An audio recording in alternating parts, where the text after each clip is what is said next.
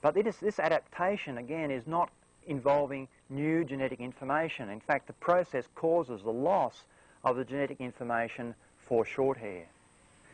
Great diversity is possible through the new combinations of existing genes. Even mutations can cause rearrangements of chromosomes, and degenerate changes or loss of information which creates diversity. This is a fundamental problem. Mutations and natural selection both result in loss of genetic information. So there is no way that evolution of increasing complexity can occur. It is impossible that new information is coming from a random process. If you see a computer program, it needs a programmer. If you see a car, it needs a designer.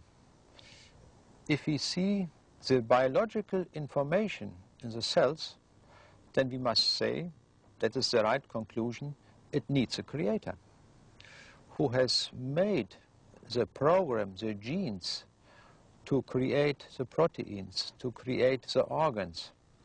It is necessary that we have this. So we can say evolution is an impossible process.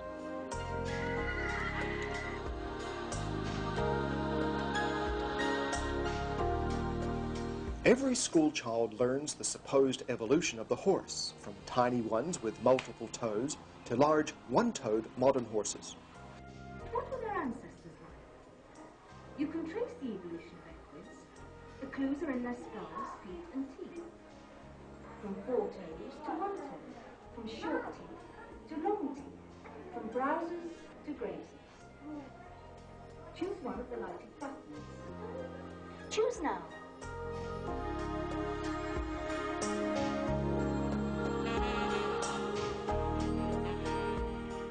But has the horse really evolved? Many scientists doubt it.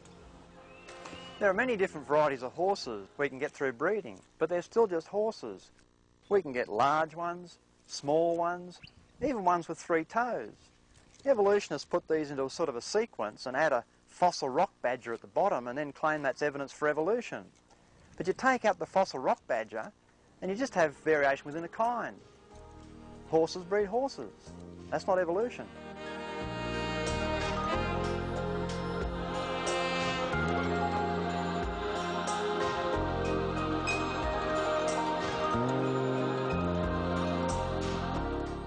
The information required for large-scale evolution can really not come from random mutations. The Darwinian model says that it does, but nobody has ever made a calculation to show that it does. I've made a calculation that shows that it doesn't. Professor Dawkins, can you give an example of a genetic mutation or an evolutionary process which can be seen to increase the information in the genome?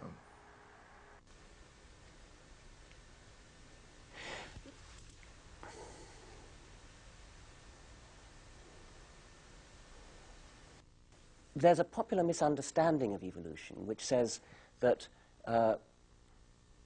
fish turned into reptiles and reptiles turned into mammals, and so somehow we ought to be able to look around the world today and look at our ancestors. We ought to be able to see the intermediates between fish and reptiles, or between reptiles and mammals. We ought to be able to see fish kind of on the way to becoming reptiles. But of course that's not the way it is at all. Fish are modern animals. They're just as modern as we are. They're descended from ancestors, which we're descended from.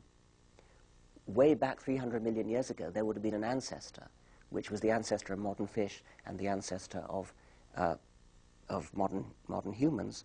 And that ancestor, if you could have been there then, you could have seen the first steps towards a fish, say, coming out onto the land and becoming something like an amphibian. But that was a long time ago. You wouldn't expect to see that today.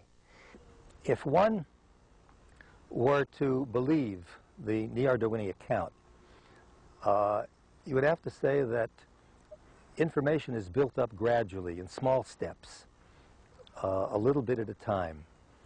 And if one examines the mathematics of this sort of thing happening, it turns out that one has to assume that at any stage in evolution that there are a large number of possible mutations that could occur, that could be adaptive.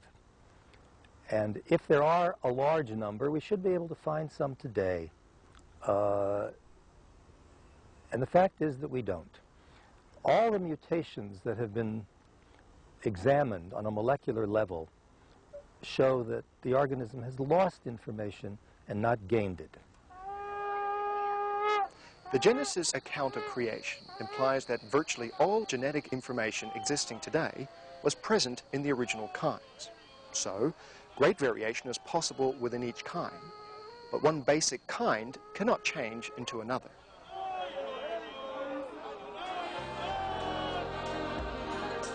Michael Denton believes information can only come from an intelligent source.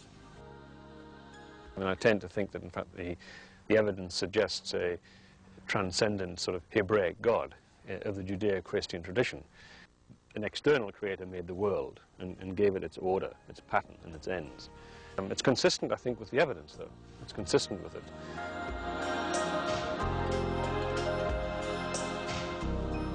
Just as the information in books has to come from an intelligent source, so the huge amount of genetic information in living things must come from an intelligent creator.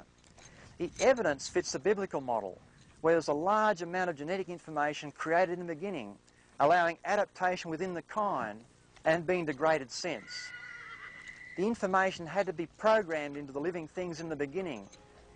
Living things did not evolve, they were created.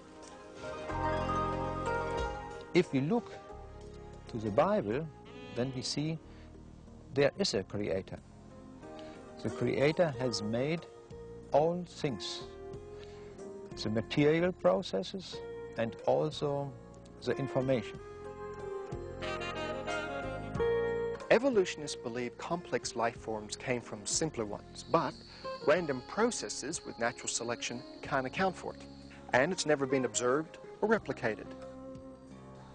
The accumulation of gradual changes produced by lucky chance has never been shown to add new information or increase complexity.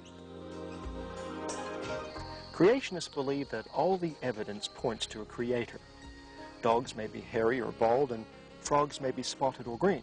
But dogs will be dogs, and frogs will always be frogs. Even with a kiss from a princess, a frog will never become a prince.